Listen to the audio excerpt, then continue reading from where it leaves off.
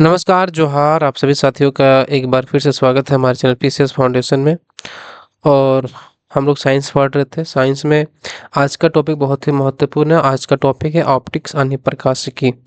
ठीक है, तो आप लोग चैनल पर आप नए होंगे सब्सक्राइब जरूर कर लीजिएगा और अपने साथियों के साथ भी साझा कर दीजिएगा। ठीक है, तो चलिए क्लास को स्टार्ट करते हैं और देखते हैं क्या खास है। और किन्हीं को पीडीएफ चाहिए तो पीडीएफ जो है मिल जाएगा। कहाँ पे बताइए? पीसीएस फाउंडेशन के टेलीग्राम चैनल पर जाइएगा, वहाँ पर पीडीएफ मिल जाएगा। आज का जो सवाल है, पहला सवाल देखिए। आज हमारा टॉपिक था प्रकाशिकी, इसका आज सवाल देखेंगे। ठीक है, पहला सवाल आपके सामने है कि प्रकाश की प्रकृति एवं उसके गुणों के अध्ययन से संबंधित विज्ञान को क्या कहते हैं? बताइए। बहुत ही आसान सवाल और टॉपिक का नाम ही है क्या? क्या सवाल है? प्रकाश की प्रकृति एवं उसके गुणों के अध्ययन से संबंधित विज्ञान को क्या कहते हैं? तो उसको बोलते हैं ऑप्टिक्स यानी क्या? ऑप्टिक्स यानी प्रकाशिकी। ठीक है, चलिए। प्रकाश छोटे छोटे कणों से मिलकर निर्मित होता है, जिसे कहते हैं। प्रकाश छोटे छोटे कणों से मिलकर निर्मित होता है, जिसे कहते हैं क्या? तो जिसको बोलते हैं हम लोग फोटोन। जिसका छोटा छोटा कण से मिलकर क्या बनता है?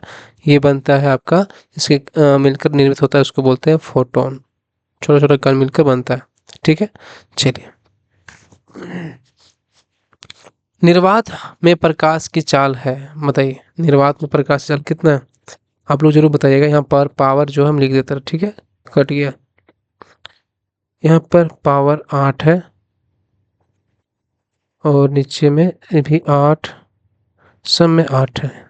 ठीक है, बताइए कौन सा सही है? प्रकाश में निर्वात की चाल, सॉरी इस 7 है। प्रकाश में निर्वात की चाल बताइए। तो हो जाएगा आपका, प्रकाश में जो निर्वात की चाल बोल रहा है वो होता है 3 × 10⁻8 मीटर पर सेकेंड। आपका प्रकाश का चाल होता है। ठीक है, यानी ऑप्शन नंबर डी।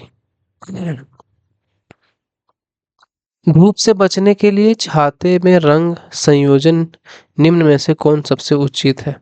अगर धूप से, अगर छतरी जो होता है छाते का, बताइए कि धूप से बचने के लिए ये जो रंग का संयोजन होना चाहिए, कौन सा सबसे उचित होता है?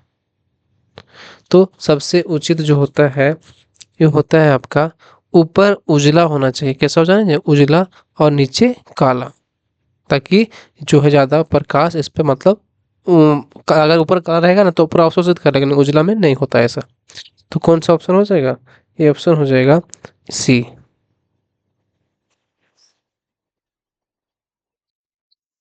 जब प्रकाश एक माध्यम से दूसरे माध्यम में गति करता है तो निम्न में से कौन सा एक अपरिवर्तित रहता है?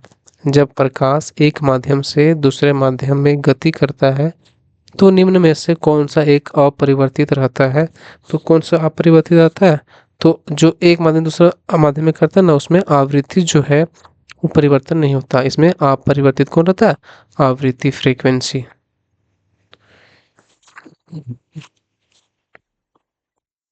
सूर्य प्रकाश का पृथ्वी की सतह तक पहुंचने में लगने वाला समय लगभग है, बताइए।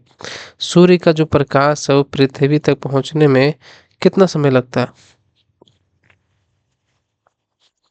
तो 8.3 मिनट। कितना लगता है? लगभग 8 मिनट। ठीक है, ध्यान रखिएगा।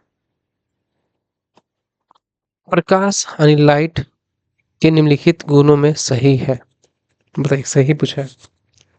प्रकाश सीधा रेखा में गमन करता है, सही है। प्रकाश विद्युत चुम्बकीय तरंगों के रूप में चलता है, क्या सही है? जी, मैग्नेटिक में ही चलता है। विद्युत चुम्बकीय तरंगों में ही चलता है।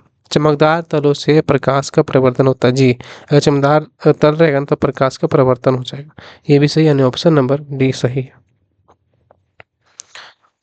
खोज बत्ती यानी सर्च लाइट जो होता है में दर्पण जो प्रयुक्त होता हुआ है, जो खोज बत्ती होता है ना, दर्पण जिसमें सर्च लाइट जिसको बोलते हैं, में दर्पण का जो प्रयुक्त होता है वह होता है नतोदर दर्पण, सादा दर्पण या ओ नतोदर दर्पण। वो कौन सा दर्पण होता है? तो उसमें होता है नतोदर दर्पण होता है। ठीक है, ध्यान रखिएगा। प्रकाश सजावट तथा विज्ञापन के लिए विसर्जन नलिकाओं में प्रयुक्त होने वाली गैस है। प्रकाश सजावट तथा विज्ञापन के लिए विसर्जन नलिकाओं में प्रयुक्त होने वाली जो गैस है वो गैस है आपका नियोन। कौन सा गैस है? नियोन।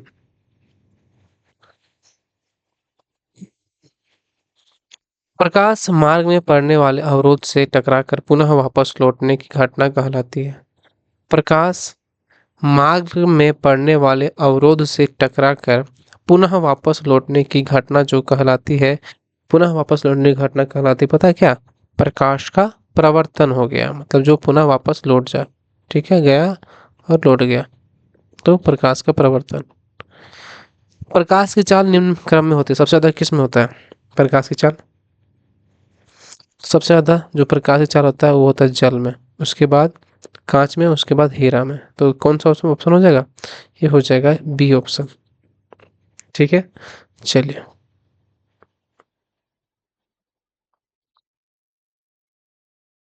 प्रकाश के विद्युत चुम्बकीय स्वरूप की खोज किसने की? प्रकाश के विद्युत चुम्बकीय स्वरूप की जो खोज है वो किसने किया? तो किया मैक्सवेल ने। किसने की खोज? प्रकाश के विद्युत चुम्बकीय स्वरूप की खोज जो है वो मैक्सवेल ने किया। ठीक है, तो चलिए। परवलयिक दर्पणों का प्रयोग किया जाता है। परवलयिक दर्पणों का जो पैराबोलिक मिरर जो है उसमें प्रयोग किया जाता है, पता है क्या? उसमें प्रयोग किया जाता है आपका कार की हेडलाइटों में इसका प्रयोग किया जाता है। किसका? पैराबोलिक मिरर का। ठीक है, चलिए।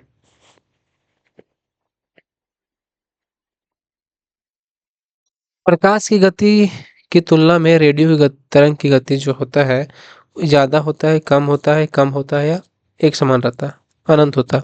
तो प्रकाश की गति की तुलना में जो रेडियो तरंग होता है वो होता है आपका एक समान होता है। कैसा होता है? जितना प्रकाश गति होगा उतना कि रेडियो तरंग की गति यानी एक समान रहता है, बराबर रहता है। ठीक है, ध्यान रखिएगा। ठीक, चलिए। समतल दर्पण की वक्रता त्रिज्या यानी रेडियस ऑफ कर्वेचर है। समतल दर्पण की वक्रता त्रिज्या जो है उसका वक्रता त्रिज्या कैसा होता है? शून्य, एक, अनंत या एक से अनंत के मध्य। तो वक्रता त्रिज्या जो होता है वो होता है आपका अनंत तक। कब होता है? अनंत तक जाता है मतलब। ठीक है, चलिए। सॉरी। मानव नेत्र के किस भाग में किसी वस्तु का प्रतिबिंब बनता है? बताइए। मानव नेत्र के किस भाग में वस्तु का प्रतिबिंब बनता है? तो बनता है रेटिना यानी दृष्टि पटल पर बनता है। कहाँ बनता है? रेटिना पर बनता है। ठीक है, ध्यान रखिए। समतल दर्पण यानी प्लेन मिरर्स में किसी व्यक्ति का पूरा प्रतिबिंब देखने के लिए वस्तु की ऊंचाई होनी चाहिए। बताइए। समतल दर्पण यानी प्लेन मिरर में किसी व्यक्ति के पूरा प्रतिबिंब जो हो देखना है तो वस्तु की ऊंचाई कितना होना चाहिए? बताइए। ये मान चलिए मिरर है, सॉरी ये आप खड़े हैं, आपको पूरा यहाँ तक देखना है, तो कितना होना चाहिए मिरर का साइज? तो मिरर का साइज होना चाहिए जितना आपका हाइट है उसका आधा, यानी कि व्यक्ति की ऊंचाई का आधा होना चाहिए। प्रकाश के परिक्षेपण का अध्ययन करने के लिए निम्नलिखित में से किस उपकरण का प्रयोग किया जाता है? प्रकाश के परिक्षेपण का अध्ययन करने के लिए निम्नलिखित में से किस उपकरण का प्रयोग किया जाता है? तो ये जो उपकरण का प्रयोग किया जाता है वो है आपका कौन सा? तो ये है स्पेक्ट्रोमीटर। किसका उपयोग किया जाता है प्रकाश के प्रक्षेपण का अध्ययन करने के लिए? तो ये है स्पेक्ट्रोमीटर का प्रयोग किया जाता है। ठीक है, चलिए। दंत चिकित्सकों द्वारा रोगियों की जांच के लिए प्रयोग किया जाने वाला दर्पण है। जो दंत चिकित्सा होता है ना, तो रोगियों की जांच करने के लिए किया जाने वाला दर्पण जो है वो है आपका कौन सा?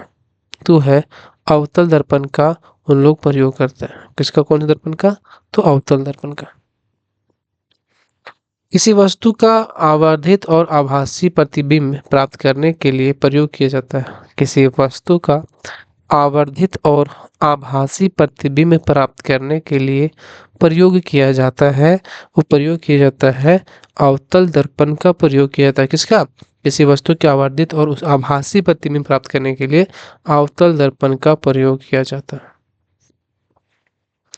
निम्न में से किस रंग का अपवर्तनांक सर्वाधिक होता है? किस रंग का जो है अपवर्तनांक सर्वाधिक होता है? तो बताइए। ये होता है बैंगनी रंग का। किसका होता है?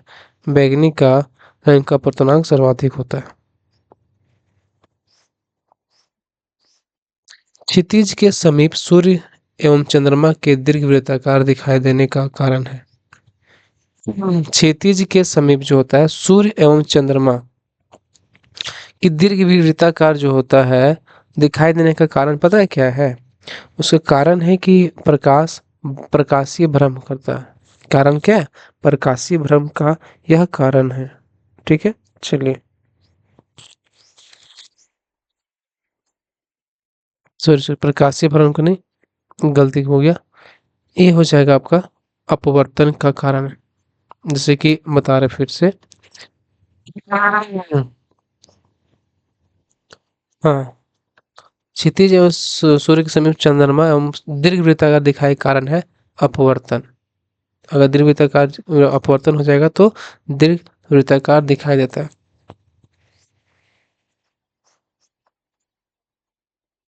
यदि एक वस्तु को अवतल दर्पण के वक्रता केंद्र पर रखा जाता है तो प्रतिबिंब की स्थिति होगी। यदि एक वस्तु को अवतल दर्पण के वक्रता केंद्र पर रखा जाता है तो प्रतिबिंब की जो स्थिति होगी वो कैसा होगा? ये होगा वक्रीय केंद्र पर। किस पर वस्तु क्या होगा स्थिति इसका? वक्रीय केंद्र पर ये होगा। दाढ़ी बनाने हेतु किस दर्पण का प्रयोग किया जाता है? बहुत ही आसान सवाल कि दाढ़ी बनाने के लिए किस दर्पण का प्रयोग किया जाता है? तो यह दर्पण का प्रयोग किया जाता है अवतल दर्पण का। कौन सा दर्पण का प्रयोग किया जाता है? तो अवतल दर्पण का प्रयोग किया जाता है। ठीक है, चलिए। ब्रेल सिस्टम यानी जो ब्रेल होता है ना, ब्रेल सिस्टम निम्नलिखित में से किससे संबंधित है? ब्रेल सिस्टम बताइए। ब्रेल सिस्टम संबंधित है चक्षु विकृति युक्त यानी विजुअली चैलेंज्ड व्यक्तियों से। जैसे कि जो जिसका अंधा है ना, अंधे जो लोग होते हैं जो देख नहीं पाते, ब्रेल लिपि का होता है, वो छू छू के बता देंगे कि इससे क्या लिखा हुआ है। ठीक है, यानी चक्षु विकृति युक्त यानी विजुअली चैलेंज व्यक्तियों के लिए यह ब्रेल सिस्टम है। ठीक है, और ज़्यादा वीडियो लंबा हो जाएगा, इसके लिए 2 पार्ट कर देंगे इसका। और आज के लिए इतना ही, तब तक मिलते हैं अगले वीडियो में, तब तक धन्यवाद। और किन्हीं को पीडीएफ चाहिए तो पीडीएफ टेलीग्राम चैनल पर डला हुआ मिलेगा। ठीक है, वहाँ पर जाकर ज्वाइन कर लीजिएगा और सब्सक्राइब भी कर लीजिएगा चैनल को। चलिए।